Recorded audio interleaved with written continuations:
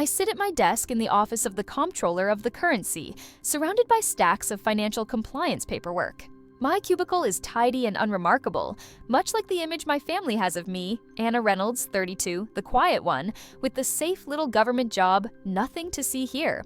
My personal phone vibrates against the desk. An email notification appears on the screen, the subject line from my credit monitoring service. A new inquiry has been reported. I tap the notification and scan the alert. A new inquiry has been reported by First Atlantic Trust. The bank name means nothing to me. I don't panic. Instead, a cold, sudden stillness settles over me. My training as a senior investigator at the OCC kicks in automatically. My vision narrows, focusing with a precision that comes from years of financial forensics. This isn't confusion, clouding my thoughts. It's recognition. Someone has made the first move in a game I know all too well. Easter brunch flashes through my mind. Just 2 weeks ago, my family gathered at my parents' Arlington home. The memory is sharp, precise. Caroline, my 5-year-old sister, strolled in late as usual. She carried a handbag I knew cost more than my monthly mortgage payment, the designer label prominently displayed. She talked loudly about her private equity ventures and regaled everyone with stories of her weekend in Nantucket. The Hamilton portfolio doubled this quarter, she announced to my parents, who gazed at her with unmasked admiration. We're restructuring the entire tech division. My father Richard beamed. My mother Elaine squeezed Caroline's hand with pride. Then Caroline's eyes found me, the way they always did when she needed someone to diminish. Still processing forms for the treasury, Annie? Her voice dripped with false sweetness. You should really live a little.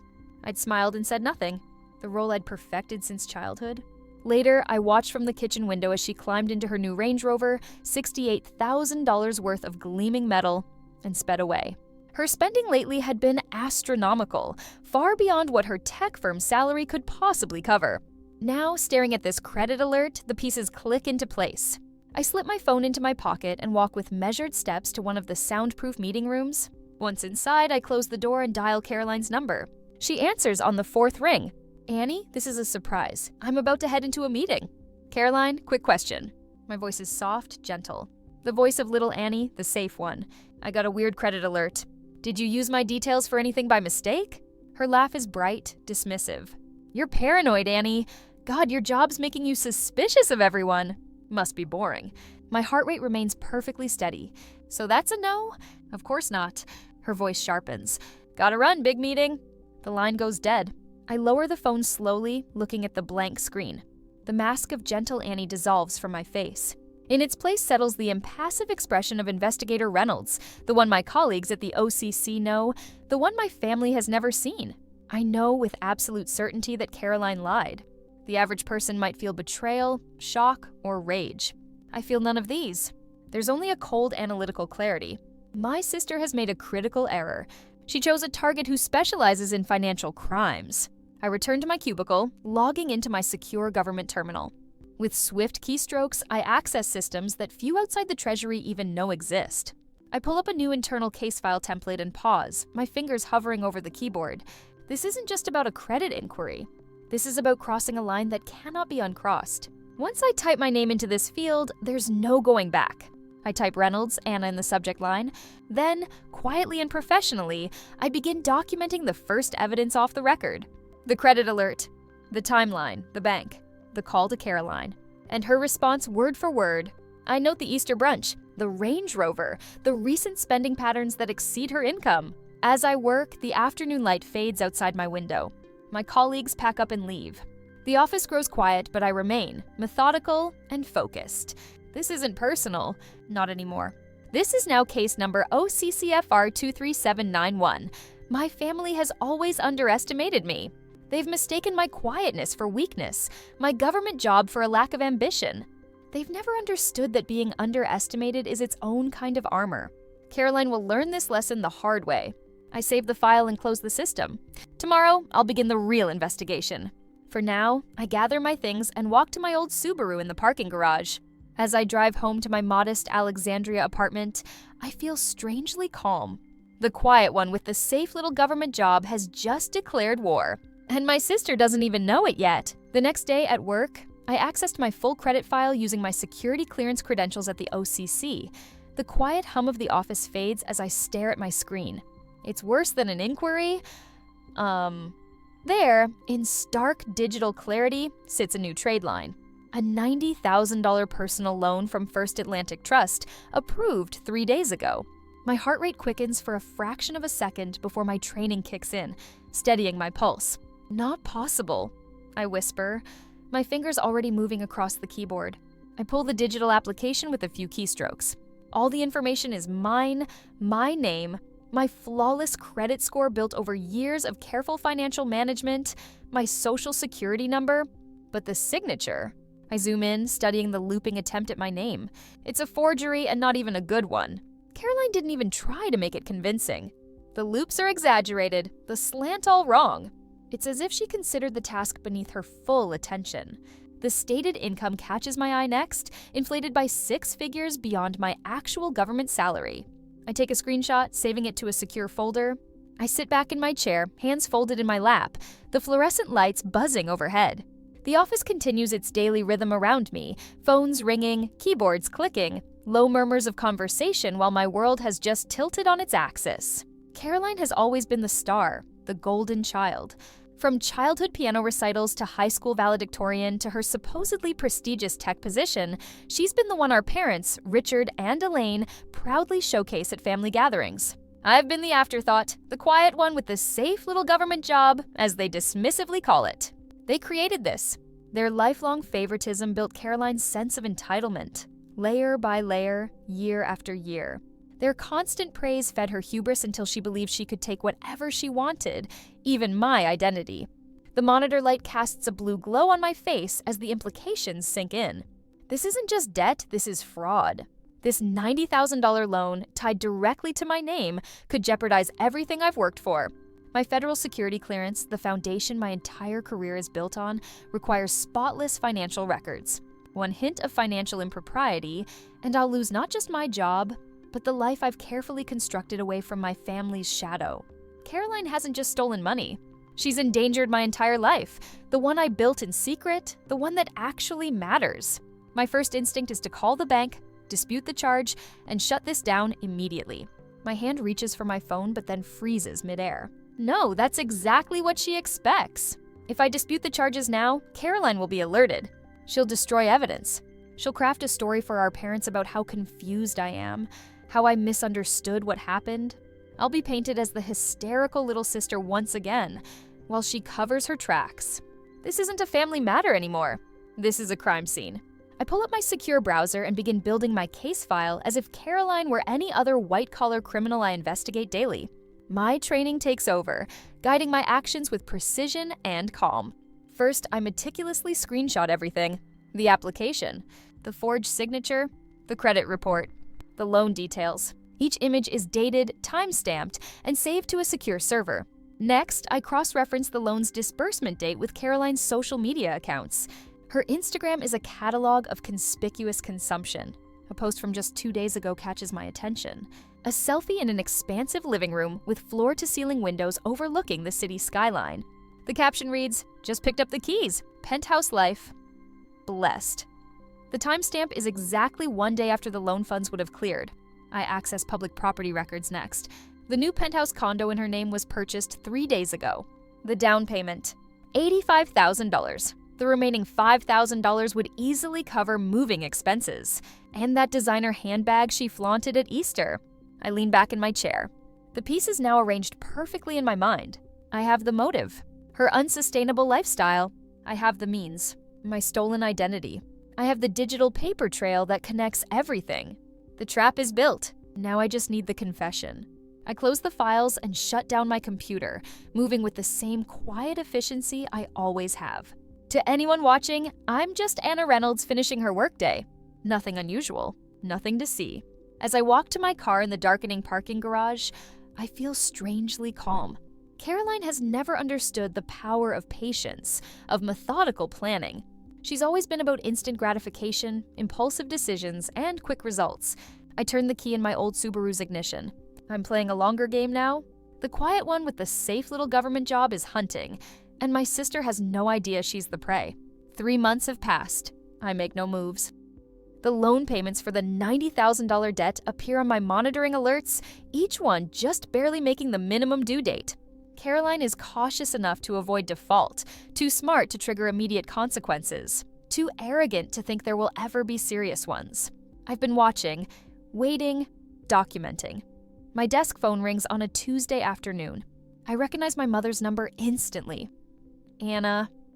Darling. Elaine's voice carries that familiar warmth reserved for announcements, not conversations. We're having a family dinner at our place in Arlington this Friday. Caroline has some exciting news. I note the tone insistent, expectant. This isn't a request, it's a summons. What kind of news? I ask, keeping my voice neutral. She wants to tell everyone herself. You know how she is? A pause. You'll be there, of course. Not a question. Of course, I reply. After hanging up, I sit motionless at my desk, staring at the compliance reports, waiting for my review. 3 months of silence, and now this. The timing isn't coincidental. Caroline has never been able to resist an audience for her triumphs, real or stolen. I know this is it. The arrogance, the need to flaunt. Friday evening, I park my old Subaru down the block from my parents' Arlington home, the same modest colonial where we grew up. Through the bay window, I can see Caroline's Range Rover dominating the driveway, gleaming under the porch lights. Beside it sits my father's sensible sedan, dwarfed by comparison. I check my phone before exiting the car. The recording app is updated, tested, ready. Virginia is a one-party consent state. I slip the device into my pocket and walk to the front door. Annie. My mother opens the door before I can knock, as if she's been watching for me. Her embrace smells of white wine and that expensive perfume my father gives her every Christmas. Everyone's already here. The dining room is arranged with a precision that speaks of hours of preparation. The good china, crystal glasses, linen napkins folded into perfect triangles. My father stands near the fireplace, nursing a scotch. Caroline holds court near the bay window, gesturing with a wine glass half empty already. Look who finally made it, Caroline says, her smile tight. The government must be running late today. I smile, accepting the barb without reaction. Traffic on the bridge. Dinner proceeds with the predictable rhythm of our family gatherings. My father discusses golf scores. My mother inquires about Caroline's recent business trip to Chicago. I answer questions about my little apartment and whether I've thought about something with more potential than the treasury. The usual script. But Caroline is different tonight. She practically vibrates with contained energy. Her eyes flick to me occasionally, measuring, calculating. She refills her wine glass twice before the main course is cleared. As my mother serves dessert, a complicated chocolate thing that Caroline always favors, I casually place my phone on the table beside my water glass. Screen down, unassuming. The red recording light invisible against the dark tablecloth. Caroline lifts her wine glass, tapping it lightly with her fork. The crystal rings, silencing my parents' small talk. I actually have something to share, she announces, her cheeks flushed with wine and anticipation. Her eyes lock directly on mine, a smile spreading across her face that doesn't reach her eyes. Funny story. She continues, loud enough to command the whole room. I used your credit to get a $90,000 personal loan. The dining room falls silent. My father freezes, fork suspended halfway to his mouth. My mother's smile remains fixed in place, uncertain. They watch me, waiting for the familiar pattern. Annie absorbs the shock. Annie accommodates. Annie folds. Caroline leans forward, emboldened by the silence. My score wasn't great, but yours, flawless. You should thank me I'm building your credit history. The moment stretches between us. I feel strangely calm, my pulse steady and even. I look at Caroline without blinking, without flinching. Why would you do that, Caroline? I ask, my voice quiet but clear. That's bank fraud. Caroline laughs, the sound brittle in the silent dining room. Oh, stop being so dramatic, Annie. It's just family. Fraudulently using someone's identity to obtain a loan is a federal crime. I continue in the same calm voice. It carries up to 30 years in prison and $1 million fine. Caroline's smile falters for a fraction of a second before she recovers. God, you're boring. It's just paperwork. Who's going to know? Who's going to care? The Office of the Comptroller of the Currency might care. The FBI might care. I take a small sip of water. Did you use the money for the down payment on the penthouse? A flash of uncertainty crosses her face. How did you? Just curious, I say. Because that would make it wire fraud too. They tend to run sentences consecutively. My father clears his throat, finally lowering his fork to his plate with a sharp clink. Now, Anna, I'm sure Caroline didn't mean any harm. She's just ambitious, always has been. Richard, my mother warns softly. Caroline's face hardens. Don't worry, Daddy. Annie won't do anything. She never does. She turns back to me. You wouldn't want to explain to your little government friends why your sister needed to borrow your pristine credit, would you? All those awkward questions about family loyalty? Every word is logged. Every timestamp noted. The confession is clean, arrogant, and undeniable. I check my watch. I should go. I have an early meeting tomorrow. You're leaving? My mother's voice rises slightly. We haven't even had coffee. Sorry. I stand, picking up my phone. Work. Caroline raises her glass in mock salute. The wheels of government never stop turning, right, Annie? I nod politely to my parents, ignore Caroline's barb, and walk out the front door. The night air feels clean after the charged atmosphere of the dining room. I get into my Subaru and drive not toward my Alexandria apartment, but directly to the OCC field office. The building is mostly empty at this hour, just the night security guard who knows me well enough not to question my presence. The fluorescent lights in my office flicker on with a faint hum. I log into my secure government computer with my credentials, pulling up the file I've been building for 3 months. I fill out the official conflict of interest notice with methodical precision. I attach the audio file from tonight's dinner. I add the forged loan documents, the credit report I've been tracking, and the penthouse purchase records I obtained through public records. I review everything once more, checking each attachment, verifying each statement. Then I transfer the entire evidence chain to my agency's joint task force. I hit submit and watch as the case vanishes from my queue, escalating to a level I can no longer touch. The counterattack has begun. On Monday morning, I arrived at the OCC field office earlier than usual. The sealed manila envelope containing the evidence sits on my passenger seat like a silent bomb. I sign in at security, my badge glinting under the harsh fluorescent lights as I move through the building with practiced invisibility. My desk phone rings at precisely 8:32 a.m. Martha Green's assistant, her voice crisp and professional.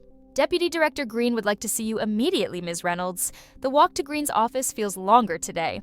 3 doors down, 2 security checkpoints, 1 final breath before I knock. Enter. Green calls from within. Martha Green sits behind her mahogany desk, back straight as a ruler.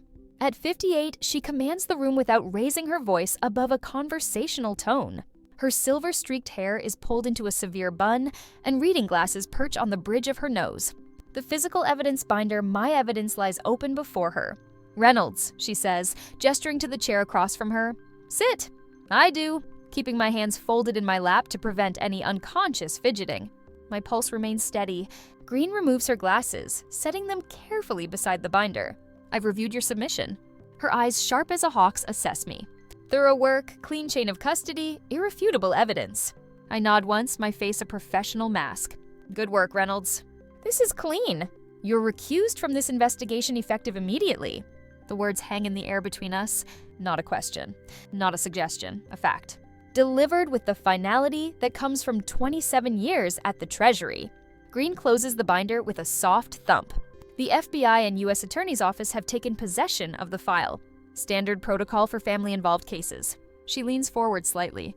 Her expression shifts almost imperceptibly, the closest thing to softness I've ever seen from her.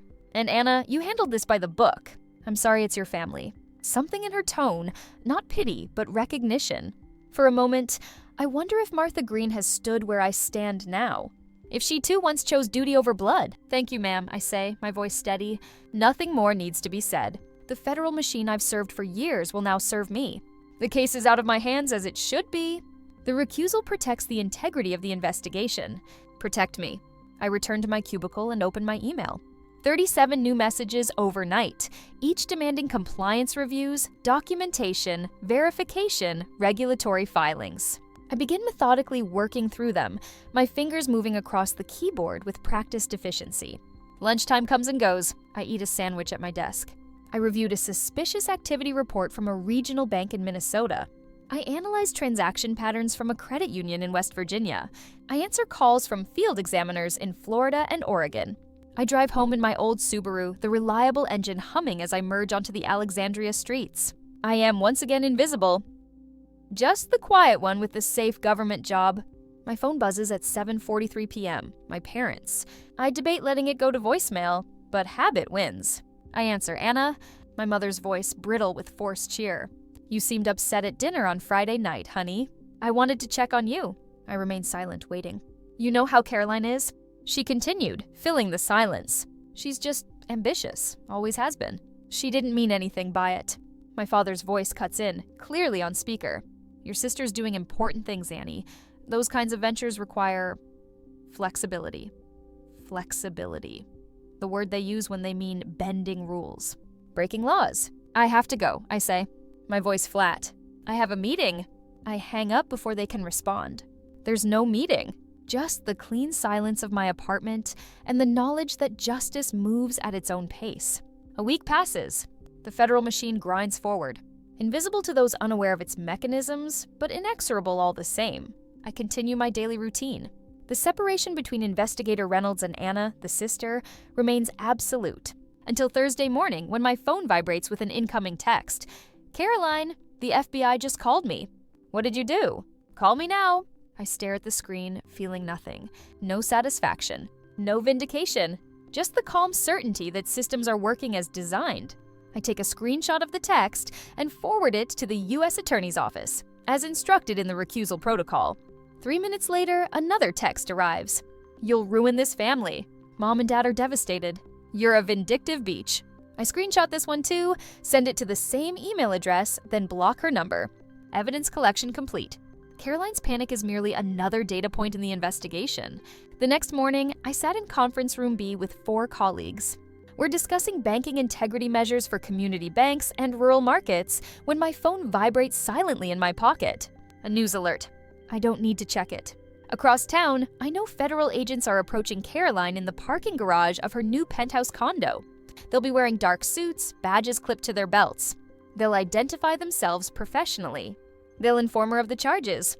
They'll read her rights. I'm not there. I don't need to be. The evidence chain I built, the credit reports, the forged applications, the loan disbursements traced directly to her penthouse down payment, and most damning of all, her own voice on that dinner recording had already done the work. Anna, my colleague Tim looks at me expectantly. Your thoughts on the proposed compliance thresholds? I clear my throat. The current structure creates an unnecessary burden on institutions under $50 million in assets. I recommend a tiered approach based on risk assessment rather than blanket requirements. The meeting continues. The world turns. Justice advances. And across town, my sister learns what I've always known. True power isn't found in Range Rovers or designer handbags. It's found in discipline, in systems, in doing your job flawlessly. Some might call it revenge. I simply call it compliance. On Friday morning, federal agents sift through Caroline's penthouse condo with methodical precision. Financial records spread across her dining room table, designer shopping bags stacked in corners. A Treasury investigator taps through her laptop while another catalogs the contents of a safe hidden behind an abstract painting. Martha Green stands in the center of it all, supervising the operation. What's the damage? She asks. The lead agent looks up from a stack of loan documents. It wasn't just Anna. We found 7 distinct stolen identities, all used for various loans. 7? Martha's eyebrows rise. Colleagues, former friends, and the agent hesitates. Her parents, Richard and Elaine Reynolds. Martha absorbs this information with a slight nod. Total amount? $410,000 in fraudulent debt spread across multiple financial institutions. Martha walks to the window overlooking the upscale neighborhood Carolyn had bought her way into. Smart, she says. Not with admiration, but professional assessment. Each loan is just under $50,000. She knew the threshold. The agent agrees, stayed below advanced underwriting requirements at every institution, made minimal payments just enough to avoid triggering default alerts. Outside, agents load Caroline's Range Rover onto a flatbed truck. The $68,000 vehicle gleams under the autumn sun, soon to be seized like everything else. The jewelry found in her bedroom safe, the investment accounts traced back to fraudulent funds. Every asset connected to criminal proceeds, Martha observes. She built her entire life on stolen identities. An agent approaches with a tablet. Deputy Director, we found messages to a cousin about moving funds offshore. Attempted deletion, but recoverable. Martha nods. Add obstruction to the charges. The doorbell rings in Anna's Alexandria apartment. She checks the peephole to see her parents standing in the hallway, faces drawn with distress. She takes a deep breath before opening the door. Richard Reynolds steps forward first, his face flushed. They arrested your sister. They say she used our names too. Anna, you work for the government. You have to stop this. Tell them it's a mistake. Elaine clutches her husband's arm. Mascara smudged beneath her eyes. Please, Anna. They're saying terrible things. Fraud, identity theft. They took her away in handcuffs. Anna stands in the doorframe, neither inviting them in nor stepping back. I can't, and it wasn't a mistake. Richard's expression hardens. What do you mean you can't? After all we've done for you? You'd do this to your own sister? To your family? The words hang in the air between them, the familiar weight of obligation and guilt. Anna feels nothing. She did this to us. I just did my job. Anna closes the door, the soft click of the latch more final than any slam could be. 6 weeks later, Anna sits in a federal courtroom, 3 rows behind the prosecution table. The U.S. attorney stands before the jury, her voice clear and confident as she presents the government's case. The defendant, Anna Reynolds, has been indicted on 15 counts of federal bank fraud, wire fraud, and aggravated identity theft. Caroline sits at the defense table in a navy pantsuit, her hair pulled back in a severe bun, missing the usual glossy shine Anna remembers from family gatherings. Without her designer clothes and makeup, she looks smaller somehow, diminished. The judge, a stern woman with silver-streaked hair, addresses the court. The court denied bail due to evidence of attempted obstruction of justice. The defendant attempted to delete financial records and contacted relatives about moving funds offshore after becoming aware of the investigation. Anna watches as Caroline's shoulders tense. Her sister hasn't looked at her once since the trial began. The prosecutor approaches an evidence cart. The government would like to present Exhibit 14, an audio recording made by the defendant's sister, Anna Reynolds, during a family dinner on July 12th. A technician prepares the audio equipment. The courtroom falls silent as Caroline's voice fills the space, clear and mocking. I used your credit to get a $90,000 personal loan. You should thank me, I'm building your credit history. Anna remembers the moment with perfect clarity. The wine glasses on the table, the heavy silverware, the weight of her phone recording every word. Caroline had been so confident, so secure in her belief, that Anna would never fight back. The prosecutor continues methodically through the evidence, the forged signatures on loan documents, the bank records showing transfers to Caroline's accounts, the seized assets purchased with stolen funds. The jury listens with increasing discomfort as the full picture of betrayal emerges. 4 hours. That's all it takes for the jury to return. The courtroom fills again for the verdict. On all 15 counts, we find the defendant guilty. Caroline's face crumples for the first time, reality crashing through her carefully constructed facade. At the sentencing hearing 2 weeks later, the prosecutor stands before the judge. Your Honor, the government requests the court consider several aggravating factors. The defendant exploited family trust, engaged in deliberate concealment of her actions, and has shown zero remorse throughout these proceedings. The judge reviews the sentencing memorandum, then looks directly at Caroline. The court sentences you to 9 years in federal prison, followed by 5 years of supervised release. You will pay full restitution of $410,000 to the victims. Furthermore, you are banned from employment in any financial institution for a period of 10 years following release. The gavel falls, the sound echoing through the courtroom. Anna watches as federal marshals approach to take Caroline away. Her sister finally looks at her, eyes wide with disbelief, as if still expecting Anna to intervene, to save her, the sister she had underestimated for 32 years. As the marshals lead Caroline out, Anna remains seated, her expression unchanged. The power Caroline once wielded through charisma and arrogance dissolves in the face of federal law, systematic, impersonal, and final. Not revenge, Anna thinks. Justice. I sit at my desk in the OCC, processing the same compliance forms I've handled for years, but the world around me has shifted. 2 months after Caroline's sentencing, my safe little government job has taken on new meaning. My office phone rings. It's my mother. Anna, we need your help with those credit bureau forms. Elaine's voice wavers between contrition and embarrassment. Your father tried, but I'll stop by tonight, I say, voice neutral. Have the account numbers ready? Later, at their Arlington home, I spread the fraud alert forms across their dining table. The same table where, on that Friday night, Caroline had proudly confessed to stealing my identity. The same polished cherry wood where she'd raised her wine glass in a mock toast to her cleverness. I work methodically, explaining each section with detached professionalism. The trade lines will be removed in 45 to 60 days, I tell them, pointing to the relevant paragraph. The credit bureaus have confirmed. My mother nods, stealing glances at me when she thinks I'm not looking. My father stares at his hands. The emotional damage will linger in this house like a permanent stain, but the financial damage, all for $10,000 of it, is now contained. My phone buzzes. A text from Martha Green. My office, 9 a.m. tomorrow. The following morning, I knocked on the deputy director's door precisely at 9. Martha gestures to the chair across from her desk. Reynolds, her usual greeting, clipped and direct. She slides a folder toward me. Inside is an official letter with the OCC seal.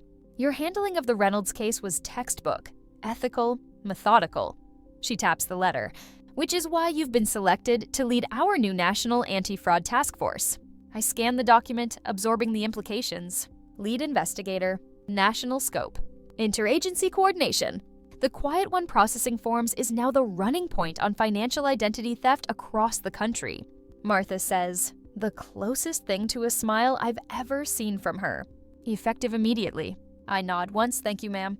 A week later, I received an envelope from my parents' attorney. Inside are signature pages for their revised trust and estate plan.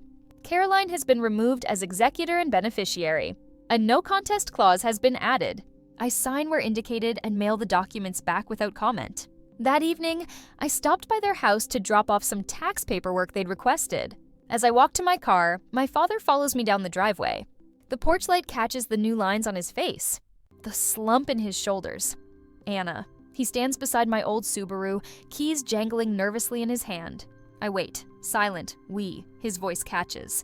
He clears his throat and tries again, unable to meet my eyes. We thought quiet meant weak. Turns out it meant disciplined. I studied him for a moment. 32 years, I'd waited for this validation, for them to see me clearly. Now that it's arrived, I find it means nothing. I don't reply. I don't need to. I slip into my car and start the engine. The Subaru. 10 years old. Paid off. Reliable. Purrs to life. I merge into the evening traffic, flowing through the quiet streets of Alexandria. The streetlights catch my reflection in the rearview mirror. I am content to remain invisible, just another commuter heading home from a safe government job. Because sometimes the most powerful move isn't revenge. It's doing your job flawlessly. And sometimes the greatest freedom comes not from being seen, but from no longer needing to be.